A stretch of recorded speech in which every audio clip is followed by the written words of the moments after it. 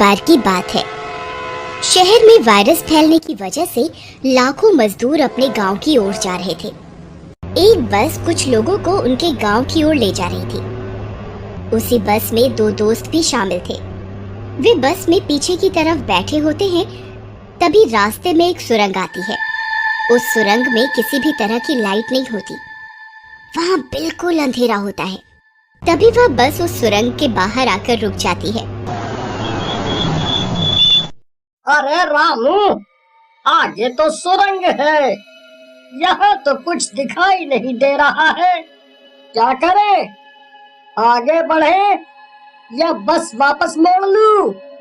नहीं उस्ताद, अगर बस वापस मोड़ ली तो 10 किलोमीटर घूम कर जाना पड़ेगा। बेकार में इतना डीजल खर्च हो जाएगा। आप बस की हेडलाइट ऑन करो और आगे बढ़ो। फिर वह बस ड्राइवर बस को काली सुरंग के अंदर घुसा देता है। वहाँ बहुत अंधेरा होता है। बस में बैठे सभी लोग डर जाते हैं। अरे रोहन भाई, यहाँ तो बहुत अंधेरा है। ये सुरंग बहुत बदनाम है। लोग कहते हैं यहाँ किसी आत्मा का वास है जो लोगों को ये सुरंग पार नहीं करने देती। लेकिन रोहन महेश की बातों का कोई जवाब नहीं देता। अरे रोहन भाई, तुम सुन रहे हो? जवाब क्यों नहीं देते? फिर जैसे ही बस सुरंग से बाहर निकलती है तो चांद की रोशनी की वजह से बस में कुछ उजाला होता है और महेश की आंखें फटी की फटी रह जाती हैं। रोहन बस में नहीं होता। अरे ड्राइवर भाई, बस रोको। देखो, मेरा दोस्त बस में नहीं है। वो अचानक से गायब हो गया है। बस वाला बस रोक देता है। रामू, मैंने तुझसे कहा था ना, यह सुरंग कुछ ठीक नहीं है। इस सुरंग से जो भी बस गुजरती है उसके साथ जरूर कोई ना कोई अनहोनी होती है। अरे भाई, लगता है तुम्हारे दोस्त को उस आत्मा ने उठा लिया है। लेकिन भाई, ऐसा कैसे हो सकता है? बस के सारे दरवाजे और शीशे तो बंद थे। भला वो आत्मा बस के अंदर कैसे आ सकती है? ड्राइवर भाई साहब, आप फिर से बस को सुरंग के अंदर लेकर चलो। हमें रोहन की तलाश करनी होगी। अरे भाई, तुम्हारा दिमाग खराब तो नहीं हो गया? अगर हम बस को वापस सुरंग के अंदर लेकर गए तो हम में से किसी के साथ कुछ भी हो सकता है। बस का कंडक्टर बस के पीछे चुपचाप बैठा होता है और सबकी बातें सुन रहा होता है। उसकी शक्ल बहुत डरावनी सी होती है और आंखें एकदम लाल होती हैं। तुम्हारा दिमाग खराब हो गया है जो वापस मरने के लिए जाना चाहते हो। खबरदार, अगर बस को फिर से सुरंग के अंदर ले जाने की बात कही तो। महेश को कंडक्टर कुछ सही नहीं लगता, लेकिन वह उसे कुछ नहीं बोलता। देखो भाई, मैं एक की जान बचाने के चक्कर में बाकी सबकी जान खतरे में नहीं डाल सकता। हम बस को यहीं खड़ा करके कुछ लोग सुरंग के अंदर जाकर देखते हैं कि आखिर माजरा क्या है। फिर ड्राइवर बस का मुंह सुरंग की ओर करके खड़ा कर देता है और बस की हेडलाइट ऑन कर देता है। फिर वे लोग बस की रोशनी के सहारे सुरंग के अंदर घुस जाते हैं। थोड़ी दूर चलने पर उन्हें अजीब अजीब सी डरावनी आवाजें आने लगती हैं। अच्छा हुआ जो तुम लोग खुद यहाँ मरने चले आए। अरे मर गए रे! ये कैसी आवाजें हैं भाई? इस सुरंग में जरूर कुछ गड़बड़ है। तभी उन्हें अंधेरे में किसी की आंखें चमकती हुई दिखाई देती हैं। वह उन्हीं की तरफ देख रही होती है। अंधेरा होने की वजह से वे कुछ देख नहीं पाते। वह उन्हें देखकर गुर्राने लगती है।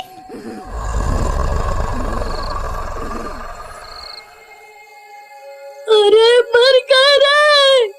यहाँ तो सच में कोई है भाइयों। अरे भागो रे भागो, अपनी जान बचा कर भागो रे! फिर वे सब वहां से भागने लगते हैं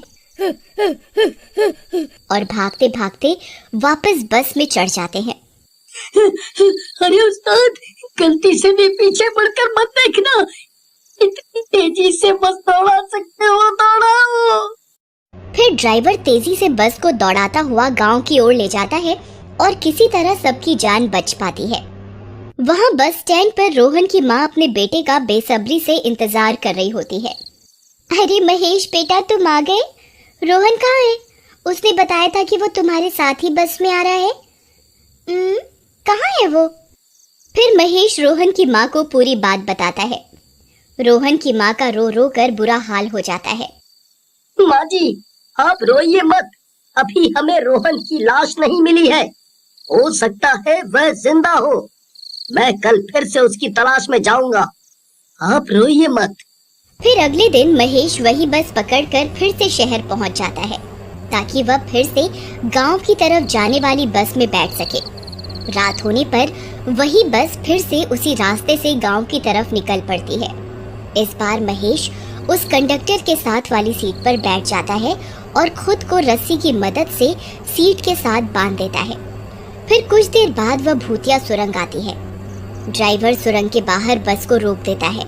उस्ताद, ये तो वही सुरंग है जहाँ कल एक आदमी बस से गायब हो गया था। क्या किया जाए? कोई दूसरा रास्ता भी तो नहीं है। यहीं से चलते हैं, जो होगा देखा जाएगा। तुम सब सवारियों को चौकन्ना कर दो कि सब अपना अपना ध्यान रखें। फिर कंडक्टर बस में सबको होशियार करने जाता है। देखो भाइयों, ये सुरंग एक भूतिया सुरंग है। इस सुरंग में किसी भूत का वास है। यहाँ हमेशा कोई ना कोई हादसा होता है, इसलिए सब अपना अपना ध्यान रखेंगे। हमारी कोई जिम्मेदारी नहीं है। अरे तो नाश मिटे, इस रास्ते से बस लेकर ही क्यों आया तू? तुझे कोई और रास्ता नहीं मिला क्या? बोल। भाई चुपचाप बैठ जाओ, नहीं तो यहीं बस से नीचे उतार दूंगा। फिर ड्राइवर डरते डरते बस को सुरंग के अंदर चला देता है। वहाँ बहुत अंधेरा होता है, किसी को कुछ दिखाई नहीं देता। तभी महेश को एहसास होता है कि कोई उसे बस से नीचे धकेल रहा है। वह छटपटाता है और किसी तरह देखने की कोशिश करता है कि आखिर कौन है। तभी उसे कंडक्टर की शक्ल दिखाई दे जाती है। वही कंडक्टर उसे बस से नीचे धकेल रहा होता है। तभी वह उसे बस से नीचे धक्का दे देता है और महेश बस से नीचे गिर जाता है। लेकिन रस्सी बंधी होने की वजह से वह बस के साथ घसीटता जाता है। ये देखकर कंडक्टर घबरा जाता है और रस्सी खोलने की कोशिश करने लगता है। तभी बस सुरंग से बाहर निकल जाती है और सब लोग उसे रस्सी खोलता हुआ देख लेते हैं। तभी पीछे से महेश के चिल्लाने की आवाजें आने लगती हैं। अरे रोको, मेरे लिए रोको! अरे रोको भाई, मेरे लिए रोको! महेश बस की ओर दौड़ पड़ता है और बस के अंदर पहुंच जाता है और उस कंडक्टर की पोल खोलना शुरू कर देता है। भाई, यही है वो जो सुरंग आने पर लोगों को बस से नीचे धकेल रहा था। इसी ने मुझे बस से नीचे फेंका था, लेकिन रस्सी बंधी हुई होने की वजह से मैं बच गया। अच्छा, तो तू है जो ये सब कर रहा था? फिर सभी लोग कंडक्टर को सुरंग के अंदर लेकर जाते हैं तो उन्हें वहाँ एक स्पीकर मिलता है जिसमें से डरावनी आवाजें आ रही होती हैं और 2 बल्ब मिलते हैं जो उसने सुरंग में छिपाए होते हैं, जो आंखों की तरह चमक रहे होते हैं, जिसे लोग चुड़ैल समझते थे। फिर सख्ती से पूछने पर कंडक्टर उन्हें सारी बात बताता है। भाई, हम लोग इंसानों के अंगों का व्यापार करते हैं। उनका दिल, लीवर और किडनी निकाल कर बेचा करते हैं। मेरा काम था लोगों को इस सुरंग के अंदर फेंकने का और डराने का, ताकि कोई भी कभी इस सुरंग के अंदर छानबीन करने ना आ सके। मेरा दोस्त कहाँ है? जल्दी बता, नहीं तो तुझे जान से मार डालूंगा। बताता हूँ भाई, सब कुछ बताता हूँ, मुझे मारना नहीं। फिर कंडक्टर उन्हें सुरंग में बने एक दरवाजे के अंदर ले जाता है।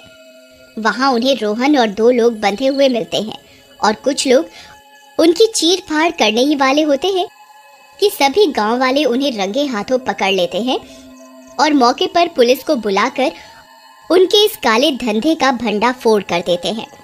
फिर महेश रोहन के साथ वापस अपने गांव पहुंचता है और उसे उसकी माँ से मिलवाता है। रोहन की माँ अपने बेटे से मिलकर बहुत खुश होती है। माँ, महेश ने मेरी जान बचाने के लिए अपनी जान तक दांव पर लगा दी। भगवान महेश जैसा दोस्त सबको दे।